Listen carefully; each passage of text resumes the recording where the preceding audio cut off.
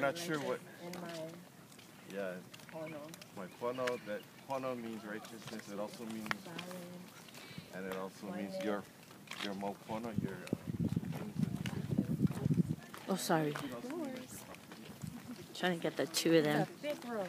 It's all over there. All the boundaries are down. So like you go anywhere you want. But we don't know what he was gonna say. And then they picked him up after what PD whispered in his ear. Picked him up. This is our whole group. Some guys too. Oh, the green people coming. Okay. The green people.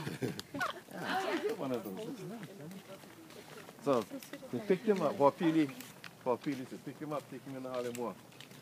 Just as they picked him up from the Halemoa where all the family was, his head just entered the Halemoa and then he passed away. So they brought him back up. The Halemoa is, I keep mentioning it because, okay, Halemoa is the men's eating house. It is also the family chapel. The Almakua, everything is in there.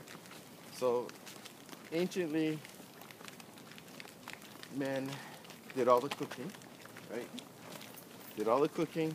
We got, and the women and the children ate in one house, which would be either Hale Aina or Hale Noa.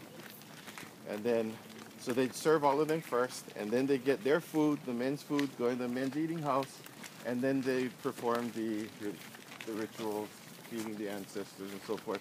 So eating back then for a Hawaiian male was not just a simple plate lunch. It was a whole big deal. And so that place is considered sacred, and because it was like the family chapel, that's why they wanted to put him in there. Get in there, Micah. But it was also held sacred. When an ali'inui dies, his body becomes, it's considered desecrated. Haumia. It is so bad that his son would be taken out of the district before he died. They don't want him in the same district as his father's body when the father died. So Liho was far from it. So the other members of the family were there.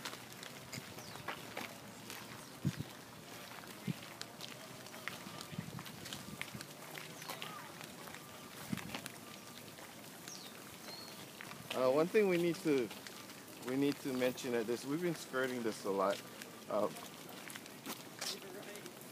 We're talking about the Battle of Nuuanu. There's obviously no recorders there. Nobody was there recording the whole thing. A lot of the stories we get would be from like visiting captains. And basically these guys spent a lot of money to come here, right? So when you go home, you better have something good to report. And a lot of times, they'll have these stories. Now understand, they didn't think the Hawaiians were ever going to read and write, let alone get a hold of their report, because their report was for their people. And lastly, they didn't think that if Hawaiians ever did learn to read and write, could get a hold of it, would ever accept it as their own history. Okay, so really, they felt free to write whatever they wanted in there. And a lot of times they try to weave things into the stories so that their own people could understand and relate to it. So they took a very European perspective. And there are a lot of reoccurring themes in these stories. Say, for instance, the circumstances surrounding Kamehameha's death. Or not death, his birth. How about that? Born on a boat. Born, and he had to be hidden away because an evil king wanted to kill him. I heard that. You ever heard that story before? Yep. Happens at least twice in the Bible. Right. And and actually it's all over the world, that story. Right. So if you were to take that story and look at it just like this story, you'd find out that it really doesn't make a lot of sense. This evil king who supposedly wanted to kill Kamehameha was Alapa'inui Akauawa.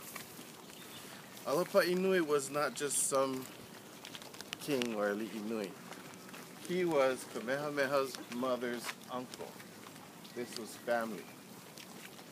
Okay. It's much easier to portray Alapa'i as an evil king and not tie the family connection. This is why Uncle Francis says you have to know genealogy to understand Hawaiian history. So this is his uncle. And the uncle really, if you look in all of our history books, he's not really the one who says that the baby has to die. Usually they give that to other chiefs. And the one they quote most of all is ksbe from Hilo, who gives the famous quote, pinch off the bud of the wauke. You heard that before? Right. Pinch off the bud of a wauke while it's still young. In other words, take care of it, he's young, kill him now. Alapa'i doesn't actually say that. So then you look at where Kamehameha was supposedly hidden, which is Kohala. Kohala happens to be under which family? Anyone know? They're under the Mahis.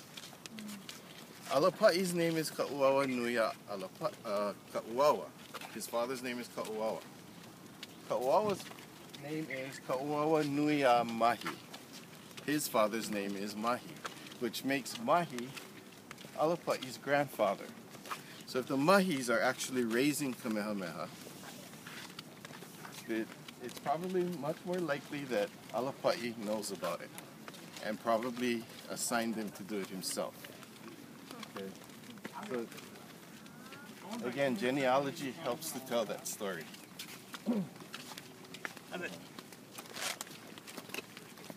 Hello. Nani.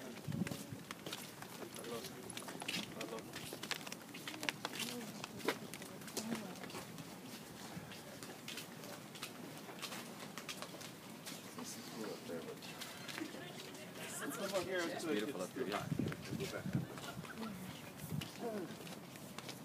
Wait, I don't want to swing it really fast No, and no, somebody get gets on dizzy. Dizzy, yeah. Gotta get the line side there. Yeah. Maybe look around the mountain. We went through that long trek for this site right here. Gorgeous. Yeah, it was worth it. And you can identify landmarks.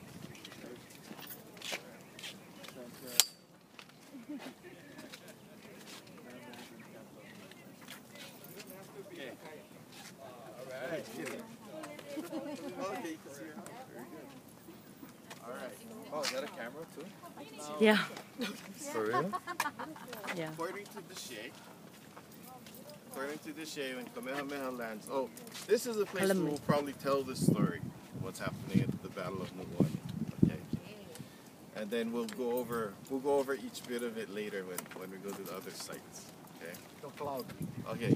So if you can't hear me, you may need to move closer. All right.